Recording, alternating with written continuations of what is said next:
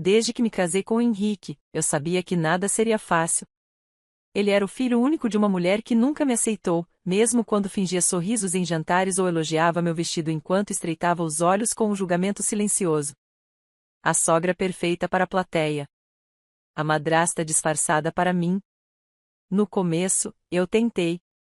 Juro por tudo o que é mais sagrado, eu tentei.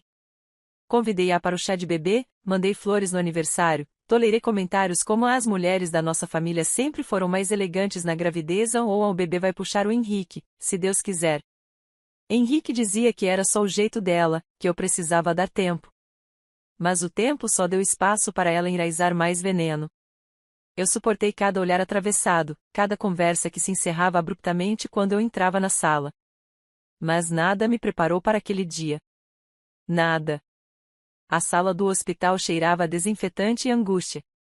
Eu estava sentada na poltrona, segurando meu filho nos braços, pequeno, vulnerável, e tão silencioso que parecia perceber a tensão que pairava no ar. Meus olhos ardiam de cansaço, mas minha mente estava desperta, alerta. Como se soubesse que algo estava prestes a acontecer. E estava. Henrique segurava a mão da mãe, uma imagem que, em qualquer outro contexto, talvez me causasse ternura. Mas ali, naquele momento, era como se ele estivesse buscando forças no lado errado da trincheira. Ela olhava para o bebê com o senho franzido, como se encarasse um enigma grotesco. O silêncio da sala era espesso. Até que ela disse aquilo. Este bebê não pode ser do nosso sangue. As palavras cortaram o ar como navalha. A enfermeira que ajeitava os lençóis parou. Henrique olhou para a mãe como se tivesse ouvido um trovão em um dia claro. Eu, no entanto, apenas sorri. Não por ironia. Não por sarcasmo. Mas por lucidez. Aquele era o momento exato em que a verdade começaria a se curvar a meu favor. Henrique balbuciou algo, confuso. A mãe dele cruzou os braços, impaciente, como quem diz o que já pensava há muito tempo e agora se permitia colocar para fora sem filtros. Ela continuou, sem remorso. Ele tem o nariz da sua bisavó, sim. Mas a cor dos olhos, isso não existe em nossa linhagem. E veja a pele. É muito moreno para ser filho do Henrique. Foi então que a porta se abriu. O médico entrou com a prancheta nas mãos, o olhar contido, treinado para não revelar emoções antes da hora. Aproximou-se lentamente, consultando os papéis como se fossem cartas de um oráculo. Senhora Carolina? Perguntou, dirigindo-se a mim com gentileza. Assenti, ainda com um sorriso nos lábios, mas já sentindo o pulso acelerar. Tenho os resultados dos exames genéticos. Há algo que vocês precisam saber. Henrique se aproximou, segurando o encosto da minha cadeira com força. A mãe dele bufou, impaciente. Então? O que é que esse exame diz? Ela cuspiu as palavras como quem exige uma confirmação para a sua acusação. O médico respirou fundo, depois continuou. O bebê é perfeitamente saudável. Mas os resultados indicam uma incompatibilidade genética significativa entre o Sr. Henrique e o bebê. A mãe dele abriu um sorriso triunfante, quase eufórico. Mas o médico levantou a mão. Por favor, me deixe terminar. A incompatibilidade não indica infidelidade. Na verdade, ela revelou algo inesperado. Henrique possui uma mutação genética rara, que só é explicável caso ele tenha sido adotado ou não seja filho biológico de seus pais. A sala congelou. O riso da sogra morreu em seus lábios como uma vela apagada por uma corrente de ar. Henrique ficou branco. Eu continuei sorrindo, mas, agora, por dentro. O quê? Ela gritou. O que você está dizendo? Eu pari esse menino. Com as minhas próprias dores, com as minhas mãos. O médico apenas ergueu os ombros, como quem já viu aquilo antes. A ciência não costuma mentir, senhora. Talvez tenha havido algum engano no passado. Mas, neste momento, os dados não deixam dúvidas. Henrique me olhou, desnorteado. Eu o encarei com a serenidade que só alguém que enfrentou meses de desconfiança pode ter. Toquei o rosto do nosso filho com a ponta dos dedos. Ele tinha os olhos fechados, mas parecia saber que, ali, naquele momento, eu estava vencendo a guerra invisível que se travou em cada sala, cada almoço, cada festa de família. Você sabia? Ele perguntou, a voz trêmula. Eu desconfiava. E quando sua mãe sugeriu o exame, eu achei melhor aceitar. Às vezes, a verdade vem de onde menos esperamos. A sogra se levantou, furiosa. Você armou tudo isso. Esperou por esse momento para me humilhar. Eu a encarei pela primeira vez sem medo. Pela primeira vez, sem tentar agradar, sem baixar os olhos, sem ceder. Não, Dona Elsa. Eu só deixei que a senhora se enterrasse sozinha. Com as suas palavras. Com o seu preconceito. Com a sua certeza vazia. Henrique afundou na poltrona ao lado, em silêncio. A velha rainha, antes dona da moral da família, agora tremia sem saber onde se apoiar. E eu, com meu filho nos braços, sabia que aquele era apenas o primeiro capítulo. Porque a guerra dela contra mim não havia terminado. Mas, pela primeira vez, ela perdeu a vantagem. Eu não era mais a esposa em silêncio. Eu era a mãe. A mulher que sorriu diante do caos. E que agora estava pronta para responder à altura. Depois daquele dia no hospital, a casa nunca mais foi a mesma. Henrique ficou em silêncio por semanas. Ele não me culpava, mas também não me protegia. Passava os dias com os olhos perdidos, olhando para o nada, como se esperasse que a verdade se dissolvesse com o tempo. A sombra da dúvida sobre sua origem parecia mais dolorosa do que a humilhação pública da mãe dele. Eu, por outro lado, estava estranhamente calma. Porque, no fundo, eu sabia, aquele ataque não seria o último. A senhora Elsa não aceitaria ser derrotada. E eu estava certa. Tudo começou com telefonemas estranhos para o meu trabalho. Chamadas silenciosas. Depois, ligações em que uma voz feminina dizia que meu filho precisava de um exame sério, porque aquela mulher não era confiável. Mais de uma vez, fui chamada à sala da diretora da escola onde trabalho como orientadora, porque alguém havia mandado um e-mail anônimo com acusações absurdas. Carolina não é estável para lidar com crianças, ela passa por surtos emocionais e vive medicada. Eu não precisei investigar muito. Conheci a assinatura dela até no silêncio. Henrique tentava ignorar.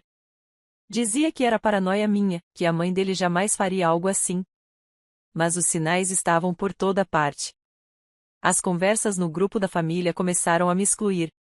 Fotos do nosso filho eram ignoradas, enquanto qualquer postagem da prima de segundo grau era exaltada com comentários carinhosos. Em um almoço em família, o único que aceitei comparecer depois do hospital, uma das tias cochichou, ela só quer chamar atenção. Fez aquele teatro no hospital só para se sentir superior. Henrique ficou mudo. Como sempre. Naquele dia, quando voltamos para casa, meu silêncio cortava o ar como lâmina. Coloquei nosso filho para dormir, fechei as cortinas e, no escuro do quarto, com apenas a luz azulada do abajur, desabei. Não chorei alto. Não gritei. Mas dentro de mim, uma correnteza silenciosa me arrastava para algo que eu nunca tinha sentido com tanta intensidade, exaustão misturada com desprezo. Sentei-me na beirada da cama e fiquei encarando o reflexo no espelho. Era eu, sim, mas com os olhos de alguém que estava se perdendo ou talvez, finalmente, se encontrando. No dia seguinte, fui até a casa da senhora Elsa. Não avisei. Não pedi permissão. Apenas bati a porta como quem entra no território do inimigo com a cabeça erguida e o peito em chamas. Ela demorou a abrir. Quando me viu, sorriu com desdém. Veio pedir desculpas. Vim avisar, respondi, firme, colocando meu celular para gravar no bolso do casaco. Se mais uma ligação anônima for feita para meu trabalho, se mais uma fofoca surgir na família, se meu filho sofrer qualquer tipo de rejeição ou comentário, eu mesma vou me encarregar de levar tudo isso a público. Com provas. E com gosto. Ela riu. Uma risada seca, afetada. Está me ameaçando? Estou te dando a chance de parar. Porque a próxima palavra falsa que sair da sua boca sobre mim, será ouvida por mais do que só um grupo de WhatsApp. Vai ser ouvida por um juiz. Ela estreitou os olhos. Você não me assusta, Carolina. Você só foi um erro na vida do meu filho. Inclinei a cabeça, sorrindo. E você foi o erro que criou um homem sem coragem. Estamos quitadas. Virei-me e fui embora. Ela não disse mais nada. Naquela noite, Henrique tentou se aproximar de mim. Disse que estava tudo confuso, que ele precisava de tempo para lidar com o que descobriu sobre sua origem. Eu disse que entendia. E que ele podia ter todo o tempo do mundo. Só não podia mais ter o privilégio da minha espera silenciosa. Carolina, ele sussurrou, com olhos marejados. Você está me deixando? Não. Ainda não. Mas estou me encontrando. E quando eu me encontrar por completo, talvez não te queira mais comigo. Ele dormiu no sofá. Eu dormia ao lado do nosso filho. A única presença naquela casa que não me feria. Nos dias seguintes, voltei ao trabalho com mais foco do que nunca. Comecei a escrever um diário. Um relato detalhado de cada manipulação, cada humilhação, cada silêncio covarde que vivi desde que entrei naquela família. Eu não sabia exatamente para quê, mas sentia que estava construindo uma arma silenciosa. Algo que me lembrasse, todos os dias, que eu não era louca. Que eu não estava inventando. Que eu resisti. E então, uma carta chegou pelo correio. Sem remetente. Papel bege, cheiro de perfume antigo. Dentro, um ultrassom. No verso, escrito com caneta vermelha. O verdadeiro neto da família. Segurei o envelope com as mãos trêmulas. Henrique não estava em casa. Liguei para ele. Não atendeu. Liguei de novo. Nada. Mandei uma foto da carta. Ele respondeu horas depois, dizendo que não sabia de nada, que ia averiguar. Eu não precisava averiguar. Era ela. Sempre ela. E agora ela estava insinuando algo mais. O próximo capítulo da guerra já estava escrito. E dessa vez, eu não apenas sorriria. Eu reagiria. Naquela noite, depois de colocar meu filho para dormir, sentei-me na varanda com a carta aberta sobre as pernas. O papel amassado entre meus dedos parecia pulsar. Aquilo era mais do que uma provocação, era uma tentativa calculada de me destruir por dentro. Mas eu já não era a mulher que se calava. Voltei a olhar o verso do ultrassom. A caligrafia era inconfundível. A senhora Elsa sempre teve aquela mania de contornar as letras com traços finos, como se quisesse dar mais importância ao que escrevia. Talvez fosse um reflexo de como ela se via, superior. Indiscutível. Mas ali, naquele pedaço de papel, o tom era outro. Havia desespero. Havia uma última tentativa de arrancar meu chão. Guardei a carta em uma pasta preta, junto aos prints das mensagens falsas, das ligações anônimas gravadas, do áudio em que uma amiga dela dizia: Elsa, cuidado, essa moça pode te processar. Eu não tinha pressa, mas tinha plano. Henrique chegou tarde. O rosto abatido, o cheiro do cigarro que ele dizia ter abandonado. Eu estive com ela, disse, jogando as chaves sobre a mesa. Ela negou. Disse que a carta não é dela. Claro, respondi, sem levantar os olhos do caderno onde anotava tudo. E você acreditou? Ele hesitou. Eu, não sei no que acreditar, Carolina. Levantei os olhos. Fitei-o por longos segundos. Então falei, com a voz mais firme do que jamais imaginei ter. Você precisa decidir. Ou acredita em mim, que carrego seu filho no colo, que estou nessa casa cuidando de tudo sozinha, que não te desrespeitei mesmo quando você se omitiu. Ou acredita nela, que está usando a dúvida da sua origem para me destruir e tomar de volta o controle da sua vida. Ele não respondeu. Virou as costas e foi para o quarto. E eu fiquei ali, sozinha com minhas certezas. Na manhã seguinte, fui até a casa de Dona Elsa. Pela última vez. Ela atendeu com aquele falso espanto nos olhos. Mas que surpresa! Não finge surpresa para mim, cortei, entrando sem pedir licença. Eu vim por 2 motivos. Primeiro, avisar que já registrei em cartório todas as provas que tenho contra você. Uma cópia está com minha advogada. Segunda, você vai se afastar do meu filho. Completamente. Ela me olhou com desdém, cruzando os braços. Você não pode me impedir. Posso. E vou. Já entrei com um pedido de medida protetiva, alegando perseguição moral e risco psicológico à integridade da criança. Os documentos estão prontos. Os boletins de ocorrência também. Isso é uma loucura. Loucura foi te permitir me cercar por tanto tempo sem reagir. Agora acabou. Ela empalideceu.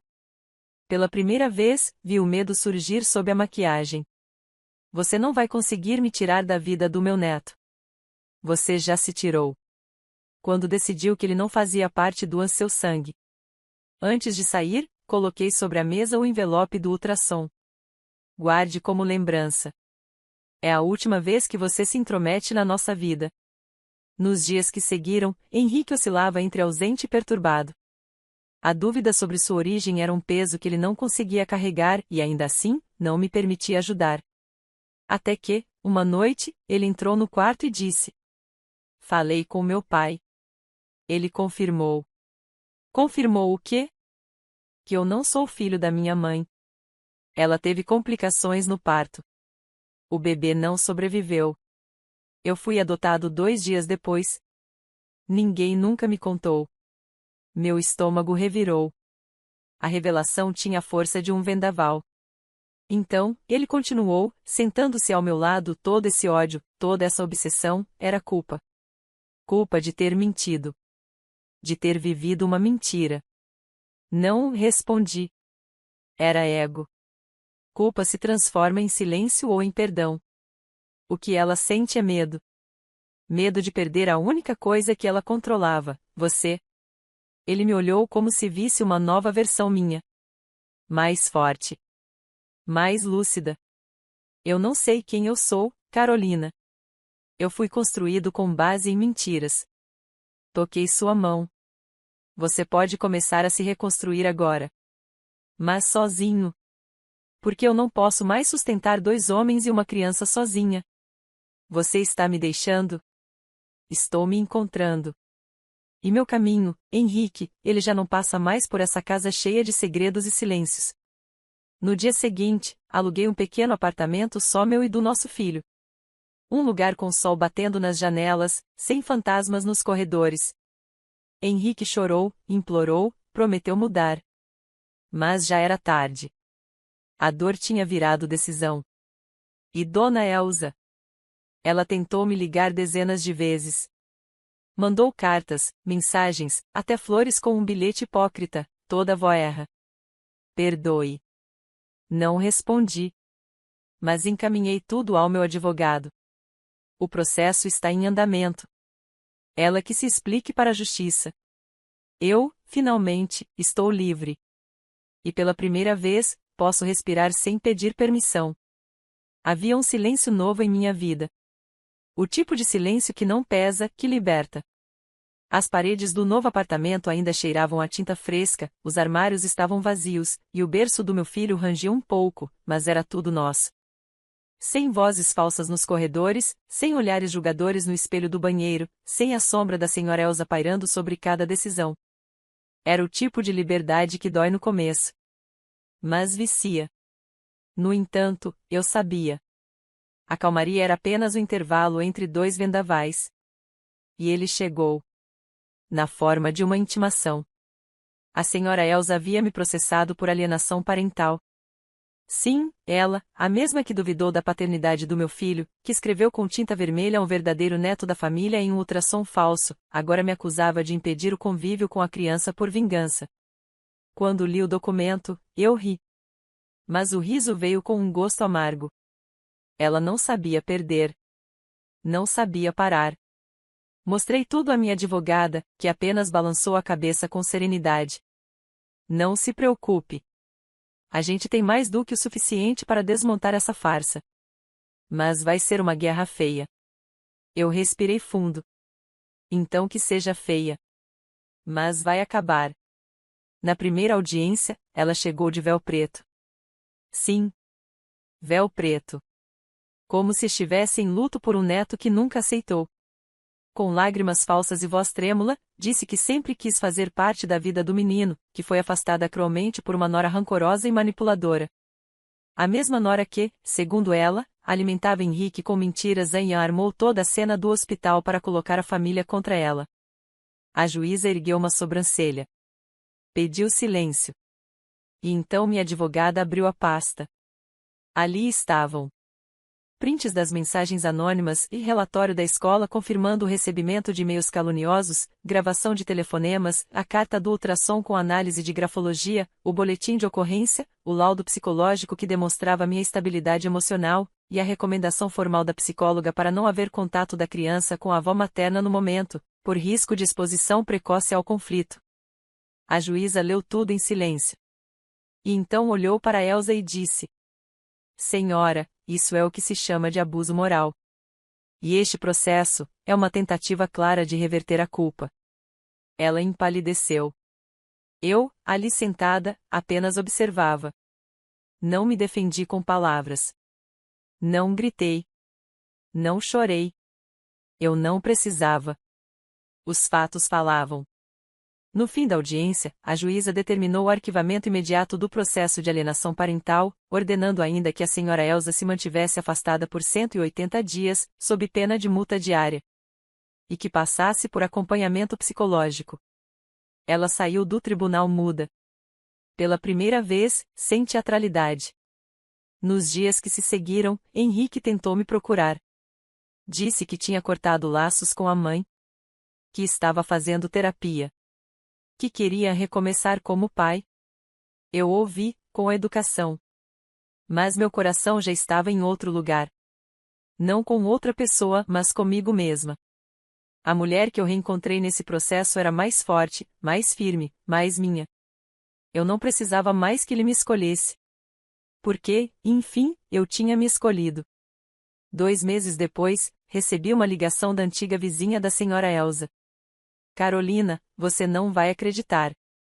O que foi? A Elsa.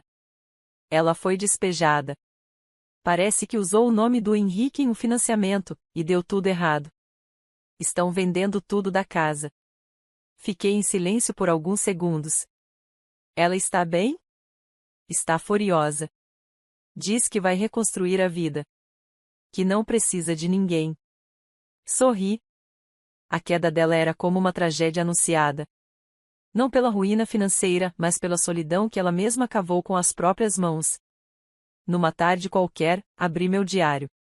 Li tudo o que havia escrito desde o início. Desde o hospital. Desde o primeiro golpe. E chorei.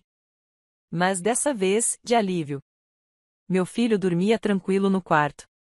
Eu havia voltado a pintar. Meus quadros estavam sendo vendidos em exposições pequenas, mas sinceras. A arte, que ela tanto menosprezou, agora pagava minhas contas. E dentro de mim, havia uma certeza que nenhuma Elsa no mundo poderia roubar. Eu sobrevivi.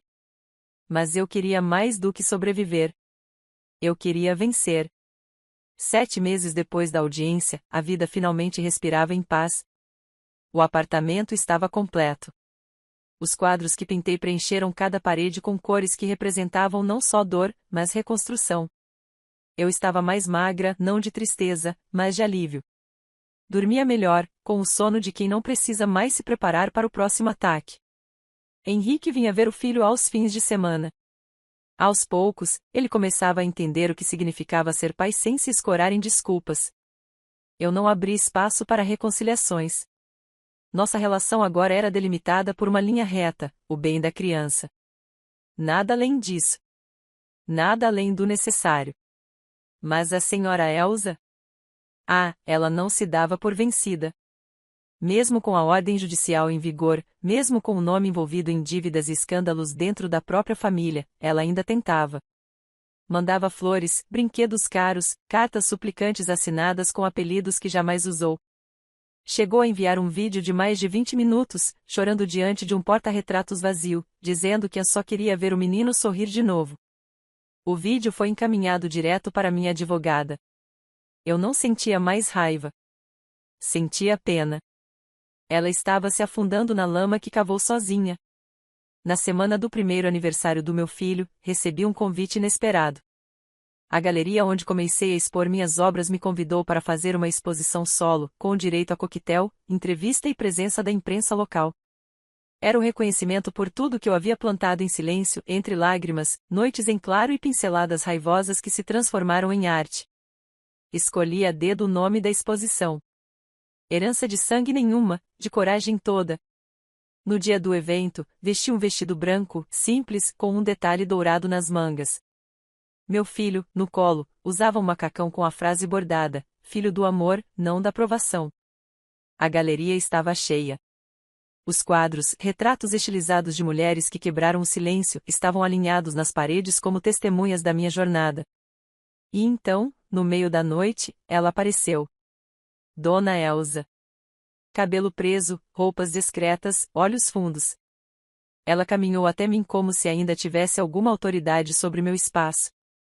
As pessoas ao redor pararam. Senti o peso dos olhares, o ar suspenso. Mas minha voz foi mais forte. Este espaço é meu. Você não é bem-vinda aqui. Ela hesitou. Depois, tentou o tom doce que nunca lhe caiu bem. Eu só queria ver meu neto. Seu neto, interrompi, com firmeza, é filho de uma mulher que você tentou destruir. E ele não precisa conhecer esse tipo de afeto torto. Saia, antes que eu peça para te retirarem. Ela olhou ao redor. Pela primeira vez, não havia plateia para aplaudi-la. As pessoas a olhavam com desprezo contido. Não por mim, mas pela hipocrisia que escorria de sua presença ali. Ela recuou. Deu meia volta. Saiu com a mesma pressa de quem foge do espelho. Na porta, uma repórter se aproximou de mim. Isso foi intenso. Quem era? Sorri, olhando para o meu filho, agora brincando com uma pulseira colorida. Uma lembrança. Das que a gente guarda não para reviver, mas para nunca repetir. Naquela noite, depois que todos foram embora, sentei no meio da galeria vazia. Acendi uma vela pequena, coloquei meu diário no colo, e escrevi a última página. Durante muito tempo, deixei que me diminuíssem. Me explicassem. Me acusassem. Mas agora, eu falo. E meu silêncio virou arte. Minha dor virou escudo. Meu filho, herdeiro da coragem que me reconstruí, vai crescer sabendo que nasceu do amor e que venceu o ódio. Eu não carrego mais o peso do sangue que não me aceitou. Porque agora, eu sou minha própria linhagem. Fechei o diário. Respirei fundo. E sorri. Porque a vingança, para quem sofreu em silêncio, não precisa de gritos. Ela chega na forma de liberdade. De reconhecimento. De paz. E eu venci. Eu cresci ouvindo que a cozinha era o coração da casa. Que era ali, entre panelas ferventes, cheiros de alho refogado e calor humano, que se construíam os laços mais fortes. Por muito tempo, acreditei nisso com a mesma ingenuidade com que uma criança segura a mão da mãe ao atravessar a rua. Eu amava cozinhar. Era a forma mais pura que conhecia de demonstrar carinho, presença e cuidado. Foi com esse espírito que, desde o início do meu casamento, tentei me aproximar da mãe do meu marido. A senhora Eunice. Só de pensar no nome agora, minha mandíbula aperta. Não sei se foi minha existência, minha presença ou minha tentativa de me aproximar que a incomodaram tanto. Talvez tudo isso junto. Mas o fato é que, para ela, eu nunca fui boa bastante. Nunca fui digna do filho dela. A primeira vez que cozinhei para ela, preparei um prato que aprendi com a minha avó. Arroz com açafrão, frango grelhado na manteiga de ervas e legumes ao forno. Nada muito sofisticado, mas feito com o coração. Lembro dela mexendo a comida no prato com o garfo, como se procurasse algo escondido. Não me olhou nos olhos. Só murmurou não tem gosto de nada. Depois disso, se levantou da mesa e saiu sem agradecer. Tentei outras vezes. Sorrisos forçados, pratos caprichados, sobremesas com raspas de limão siciliano e caldas artesanais. Ela dizia que era doce demais, salgado demais, cozido de menos. Havia sempre um defeito. E cada crítica dela era como uma agulha cravada lentamente na pele, não o bastante para me matar, mas suficiente para me fazer sangrar por dentro. A situação foi se agravando com o tempo. A convivência, que nunca foi fácil, se transformou em guerra fria. Eunice não poupava comentários cruéis, mesmo diante de outras pessoas. Chamava minhas roupas de a moda de brechó, questionava minha inteligência com perguntas retóricas carregadas de veneno. Você tem certeza de que entendeu isso direito, ou a não quer que eu explique devagar, querida? Meu marido? Murilo? Ele ria nervosamente e dizia, é só o jeito dela. Não leva para o pessoal. Mas era pessoal. Sempre foi. E tudo piorou no jantar em que ela armou seu pequeno espetáculo. Era um sábado. Havíamos combinado de receber a família para comemorar o aniversário de Murilo. Eu passei 2 dias planejando o cardápio, escolhi ingredientes frescos, fiz questão de buscar o vinho preferido dele, mesmo tendo que atravessar a cidade. Coloquei tudo em uma mesa impecável, talheres brilhando, guardanapos de linho que minha mãe me deu no meu enxoval. Eunice chegou atrasada, com o perfume doce e invasivo que eu detestava, carregando uma expressão azeda que ela chamava de neutra. Sentou-se à mesa, olhou ao redor com desdém e, quando levei o primeiro prato, arqueou a sobrancelha como quem pressente tragédia. Dei risada por dentro. Já esperava um comentário ácido. Mas o que eu não esperava era que ela daria a primeira colherada e, segundos depois, levaria a mão ao estômago e começaria a se contorcer teatralmente. Meu Deus, acho que fui envenenada, ela disse, entre gemidos forçados. Todos se levantaram. Murilo ficou pálido. O irmão dele chamou uma ambulância. Eu paralisei. Senti o mundo girar devagar. As palavras dela ecoaram na minha cabeça como um trovão. Fui envenenada. Uma acusação dessas, em voz alta, diante de todos. No hospital, Eunice chegou a se jogar no chão da recepção, dizendo que estava tendo espasmos. Mas as enfermeiras notaram o exagero. Pouco tempo depois, ela saiu andando normalmente, afirmando que os exames foram inconclusivos, mas que algo que eu pus na comida com certeza não lhe fez bem. 3 dias depois, recebi uma carta. Uma conta médica absurda, com um bilhete manuscrito por ela. Como foi responsabilidade sua, espero que arque com as consequências. Não sei o que doeu mais, a falsidade do conteúdo ou a crueldade da intenção. Ela queria me destruir. Queria me humilhar. E, por um momento, conseguiu. Fiquei sem chão. Evitei sair de casa. Apaguei minhas redes sociais. Me afastei de colegas e parentes. As pessoas cochichavam. Algumas riam. Outras desconfiavam. Até Murilo, embora jurasse acreditar em mim, evitava olhar nos meus olhos por tempo demais. Ninguém pensava em como eu me sentia.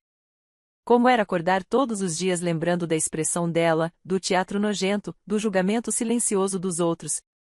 Ninguém pensava em como era ser apontada como envenenadora, mesmo sem prova alguma. Mesmo sabendo que tudo era mentira. Mas eu pensei. E comecei a enxergar com clareza aquilo que antes me recusava a aceitar. Eunice não era só uma sogra difícil. Ela era uma inimiga. E eu não estava disposta a deixar que ela vencesse. Eu passei os dias seguintes da emergência hospitalar com a mente mergulhada em silêncio. Mas não era um silêncio pacífico. Era um silêncio espesso, repleto de palavras não ditas e gritos contidos. A cada hora que passava, a raiva se costurava dentro de mim com linhas firmes, bordando uma nova pele por cima das feridas que Eunice havia aberto. Murilo agia como se nada tivesse acontecido. Voltava do trabalho, beijava minha testa, perguntava como eu estava e logo desviava o olhar, como se não suportasse a verdade da minha expressão. À noite, cochilava no sofá assistindo aos mesmos programas repetidos de sempre, enquanto eu permanecia imóvel na poltrona, os olhos fixos em um ponto qualquer da parede, reconstruindo em minha cabeça os detalhes daquela noite. O modo como Eunice tombou teatralmente sobre a cadeira, as mãos agarrando a barriga com dedos tensionados como garras. Os olhos semicerrados em falsa agonia. A maneira como olhou para mim, no auge de sua performance, como se já soubesse que sairia daquela sala como vítima. Como mártir. Como santa injustiçada. Mas a única injustiça real ali era minha. A conta falsa que ela enviou, carimbada com um logotipo mal impresso e valores incoerentes, foi o estupim. Eu examinei cada item daquela fatura como se estivesse estudando uma peça de um quebra-cabeça malicioso. Consulta de emergência, R$ 350. Exame de sangue, 220. Avaliação clínica estendida, R$ 400. Nenhum desses valores condizia com o hospital público para o qual ela foi levada.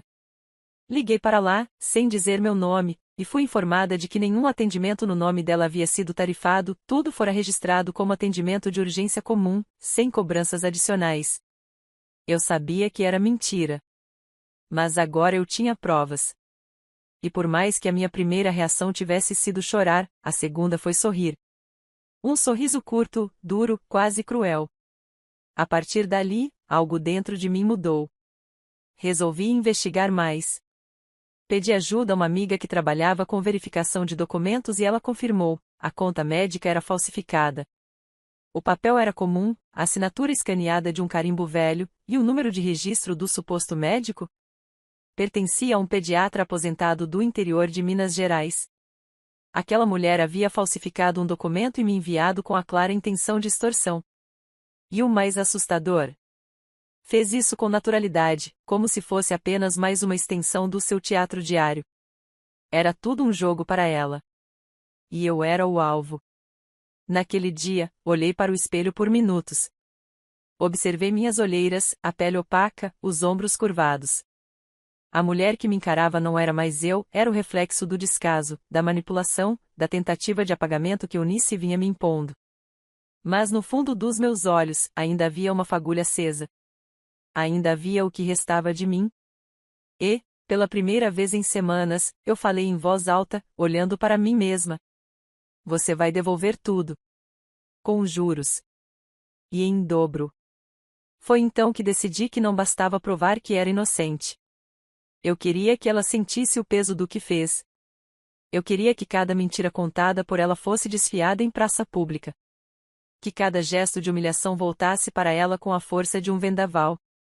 Comecei a recolher provas. Imprimi os documentos do hospital, anotei horários, coletei mensagens e testemunhos. Até mesmo o irmão de Murilo, que nunca foi muito meu fã, admitiu, durante um jantar informal, que a cena da mãe havia sido meio exagerada. Gravei tudo. Cada palavra. E então, fiz o que ela menos esperava, marquei um almoço em família. Convidei todos. Murilo achou estranho, mas ficou feliz por eu estar tentando deixar tudo para trás. A irmã dele veio com o marido e os filhos. O irmão também confirmou presença. E, claro, Eunice, pontual como um relógio suíço quando se trata de alimentar a própria vaidade, chegou com um vestido novo e um olhar de superioridade estampado no rosto. Dessa vez, eu cozinhei novamente. Um almoço simples, mas feito com o mesmo cuidado de sempre. No fundo, eu queria que ela comesse. Que visse que não havia veneno, nem maldade, nem plano oculto. Apenas comida. Comida feita por alguém que, apesar de tudo, ainda se permitia ter dignidade. O clima estava estranho. Silêncios longos, elogios frios, olhares cruzando como lâminas invisíveis no ar. Quando todos terminaram de comer, me levantei. Caminhei até a estante da sala e peguei uma pasta preta. Voltei para a mesa com passos calmos. Coloquei a pasta sobre a toalha branca e abri. Antes da sobremesa, acho que temos algo para discutir, anunciei. Murilo me olhou confuso. Eunice arqueou a sobrancelha. Não sei do que está falando, querida. Está sim. Esta é a conta médica falsa que você me enviou, respondi, deslizando a folha plastificada na direção dela. E estes são os comprovantes de que você não pagou nenhum exame. O hospital confirmou que não houve cobrança. E aqui, puxei outro papel, está o número do CRM do médico cujo nome aparece no documento. Ele está aposentado há 8 anos. Eunice ficou branca. Os olhos dela se arregalaram por um breve segundo, antes de tentar recuperar a pose. Está me acusando de falsidade ideológica? Ela disse, a voz trêmula, mas ainda carregada de sarcasmo. Não estou acusando. Estou afirmando. E já levei tudo à delegacia. A denúncia foi registrada hoje de manhã. O silêncio que se instalou naquela mesa foi tão absoluto que até o som do vento contra a janela pareceu alto demais. Murilo deixou o guardanapo cair do colo. A irmã dele murmurou um "oh meu Deus" quase imperceptível. As crianças, sem entender, continuaram a brincar no canto da sala. E Eunice, ela simplesmente congelou. Naquele instante, eu percebi, ela nunca imaginou que eu fosse reagir. Eu me lembro exatamente do som da cadeira arrastando no chão quando Eunice se levantou da mesa. Foi um som seco, ríspido, como o último ruído de um império desmoronando. Ela não disse nada de imediato. Apenas ficou ali, de pé, as mãos trêmulas ao lado do corpo, tentando manter a postura ereta como se a dignidade dela ainda fosse algo que pudesse ser mantido na marrã. Isso é um absurdo, ela disse enfim, com a voz embargada. Você está manipulando as informações. Isso é um plano para me destruir. Não, Eunice, respondi, firme. Você já fez isso sozinha. Só estou recolhendo os cacos. Murilo olhava para mim com um misto de incredulidade e desconforto. Ele ainda tentava entender a dimensão daquilo. Ainda estava na fase da negação. Era mais fácil acreditar que tudo fosse uma confusão do que aceitar que sua mãe havia cometido um crime para me humilhar publicamente. A irmã dele tentava segurar o choro. O irmão encarava a mesa como se as flores no centro pudessem responder algo.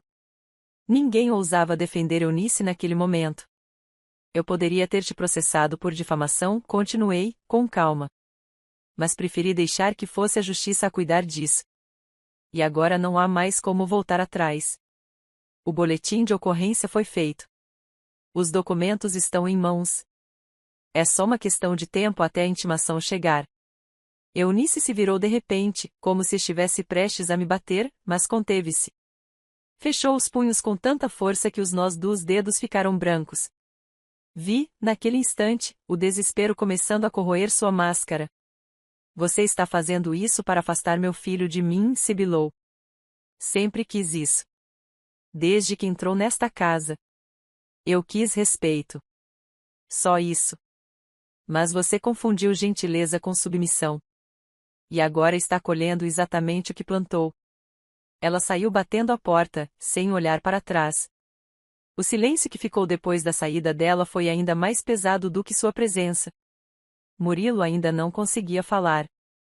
Levantou-se devagar, olhou para os documentos sobre a mesa e, por fim, perguntou: Isso tudo, é verdade? Assenti, encarando-o com a firmeza de quem não tinha mais paciência para meias palavras. Você duvidou? Ele não respondeu.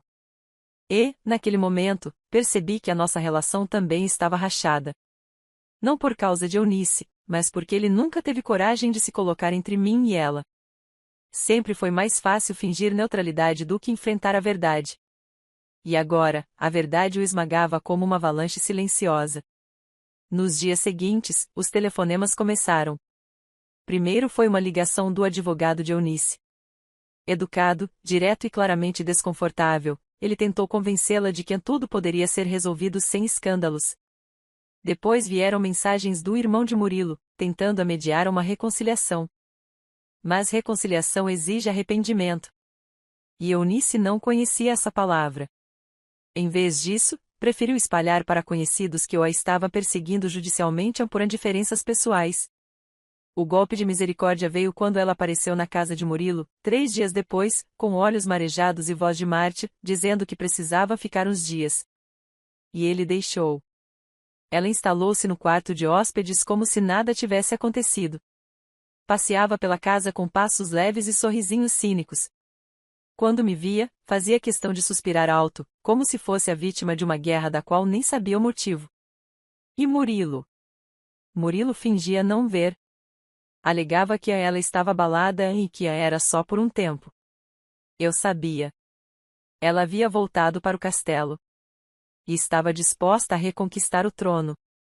Mas desta vez, eu não era mais uma camponesa assustada. Uma noite, fui até a cozinha pegar um copo d'água e a encontrei mexendo nas minhas panelas. Literalmente. Você ainda insiste nessa ideia de cozinhar? Ela perguntou sem me olhar. Depois do que aconteceu? Está com medo de passar mal de novo? Retruquei, seca. Claro que não. Só achei que depois de tudo, você teria um pouco mais de vergonha na cara. Ela se virou para mim com aquele mesmo sorriso frio. O mesmo que usava antes de qualquer golpe. Mas eu já conhecia o padrão. Já tinha mapeado cada vírgula do veneno que ela destilava. Você vai sair dessa casa, Eunice, eu disse, com a voz baixa e firme. E desta vez, pela porta da frente. Porque a próxima será com escolta policial. Ela riu. Um riso agudo, quase cínico, como se estivesse ouvindo uma piada contada por alguém que não entende de comédia. Você não tem esse poder, minha querida. Ainda não. Mas estou construindo. Ela não riu mais depois disso. No domingo seguinte, levei minha denúncia à frente. Reuni as provas adicionais, levei à delegacia e formalizei o pedido de investigação por falsidade ideológica, tentativa de extorsão e difamação.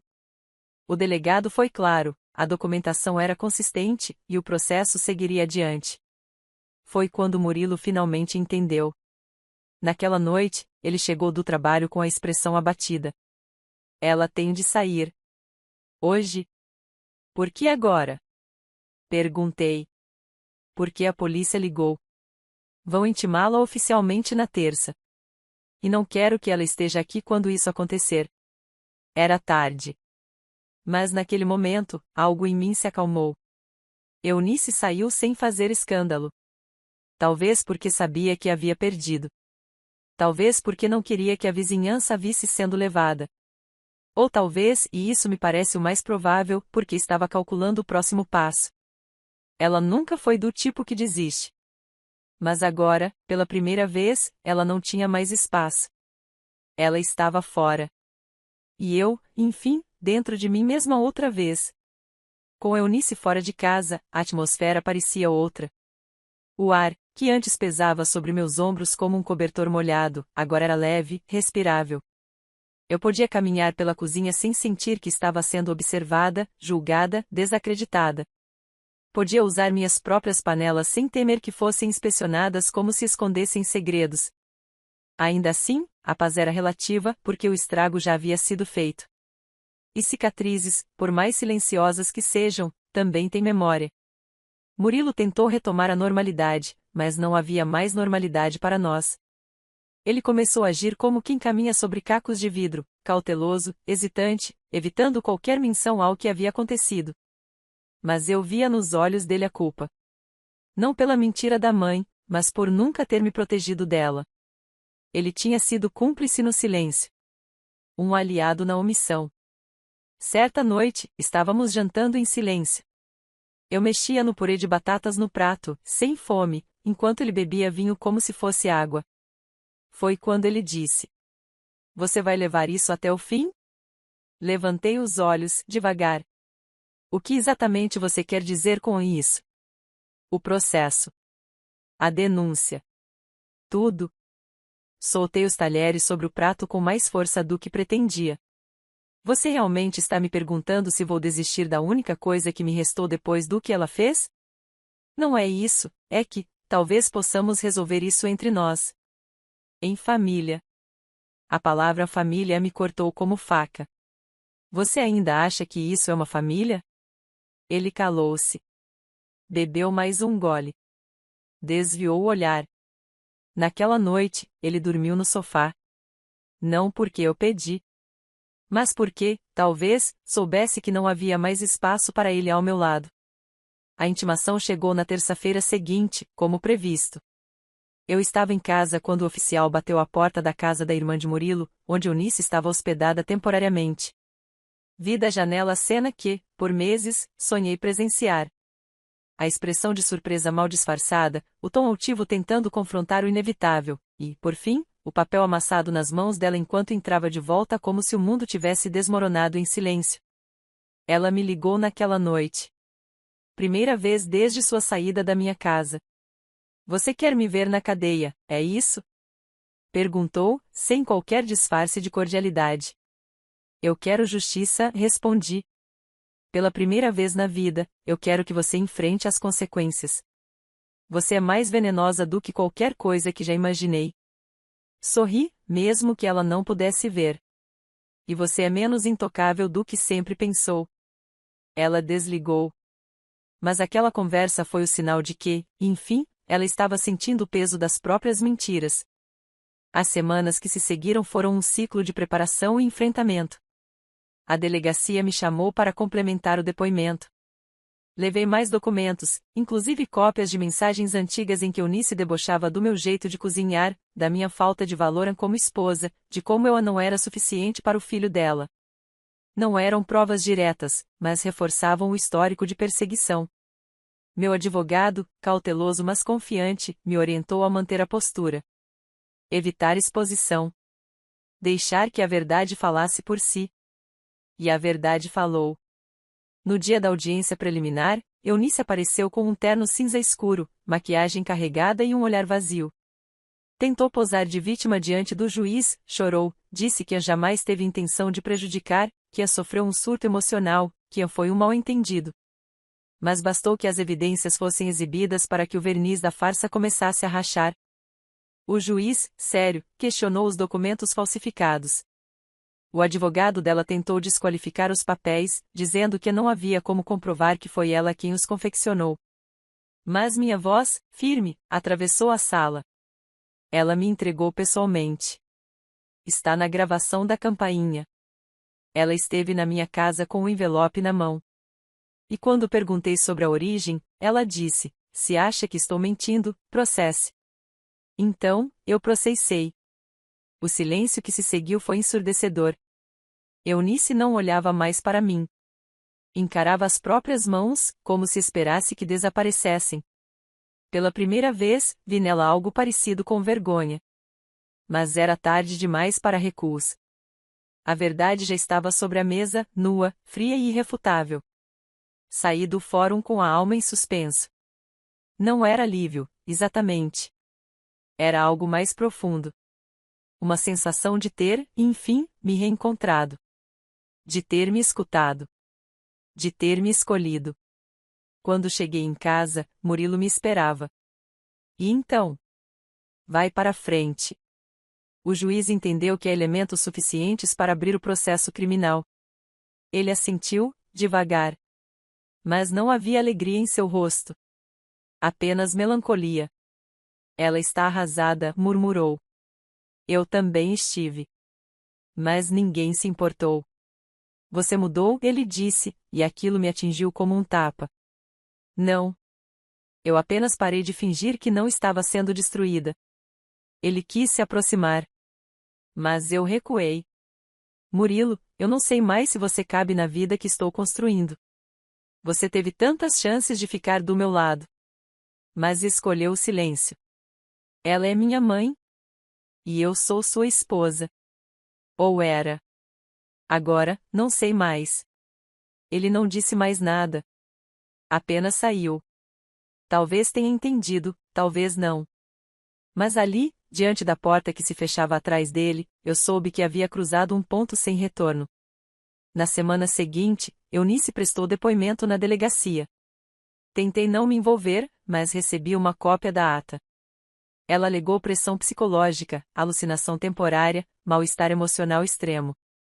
Mas o delegado escreveu, em letras firmes, versão não condizente com provas apresentadas. Eu sorri. Pela primeira vez em muito tempo, sorri sem culpa. Porque eu sabia que não era só uma questão de justiça. Era uma questão de liberdade. E, a essa altura, eu já não temia mais as consequências. Eu era o furacão. E ela, apenas uma casa mal construída no caminho. Meses se passaram desde a audiência inicial. A justiça tem seu próprio tempo, mais lento que o coração de quem espera, mas eu aprendi a respeitar o ritmo das coisas que precisam ser bem feitas. Durante esse período, algo dentro de mim foi se alinhando. Não por mágica, mas por reconstrução. A ferida aberta por Eunice não cicatrizou rápido, mas deixou de sangrar. E, mais do que isso, deixou marcas. Não marcas que eu escondi, mas que decidi exibir como medalhas. A dor não me matou. Ela me moldou. Murilo e eu nos afastamos naturalmente. Não houve briga final, nem grandes discursos. Apenas silêncio. O mesmo silêncio cúmplice que ele ofereceu à mãe quando ela me destruía agora se voltava contra ele. Um dia, ele saiu de casa com uma mala e nunca mais voltou. Não chorei. Não pedi explicações. Só fechei a porta e respirei. Eu já não era a mesma mulher que ele deixou para trás. A denúncia contra Eunice se transformou em processo formal. O Ministério Público acatou a queixa. A acusação de falsidade ideológica seguiu adiante, e o crime de tentativa de extorsão foi incluído na denúncia principal. Fiquei sabendo pelos advogados que ela tentou fazer um acordo, pagar uma quantia simbólica e encerrar o caso.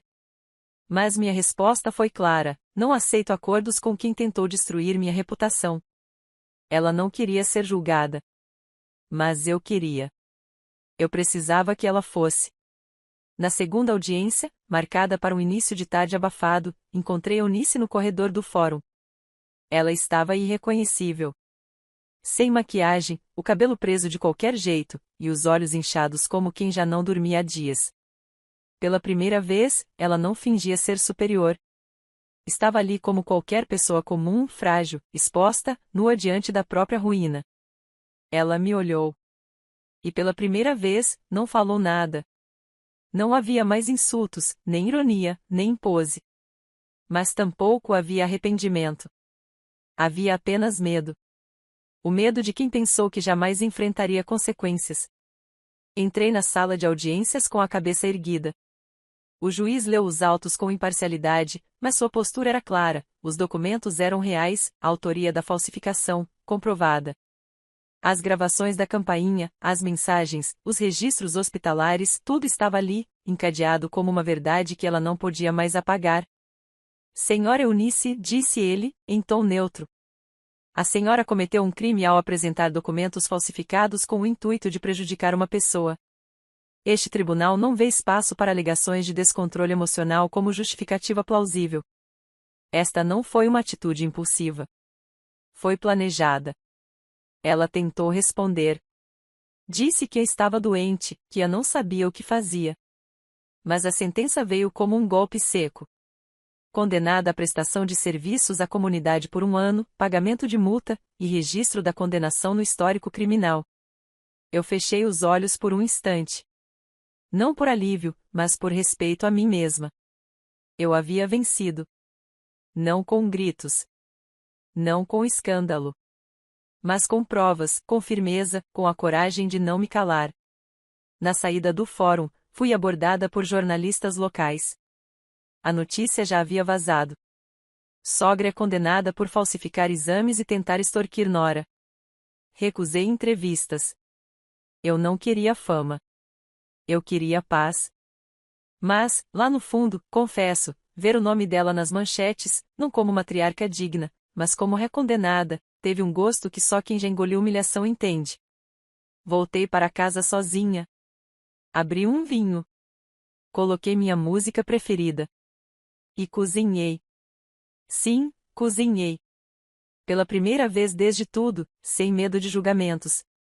Fiz aquele mesmo prato que a fez cair no chão simulando uma intoxicação: arroz com açafrão, frango na manteiga de ervas e legumes assados.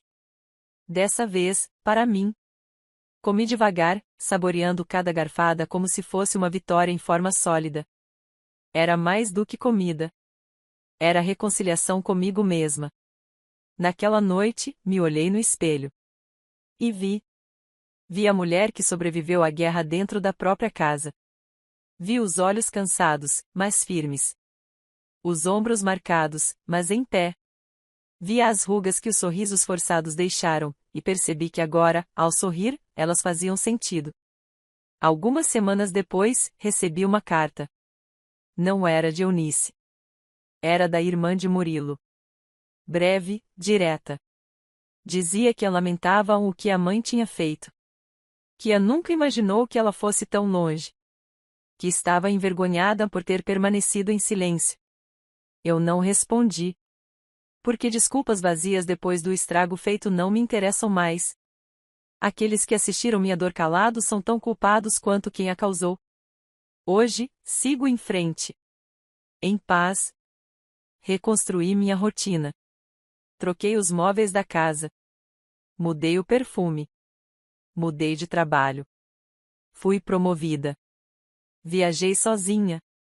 Me permiti recomeçar. Eunice continua na cidade. Cumpre seu serviço comunitário limpando praças e varrendo calçadas. De vez em quando, cruzo com ela por acaso. Ela baixa os olhos. E eu continuo andando. Não com desprezo, mas com a indiferença de quem já não precisa provar nada a ninguém. Porque minha maior vitória não foi vê-la condenada. Foi ter me mantido inteira quando ela tentou me despedaçar. E isso, nem a justiça dos homens é capaz de medir.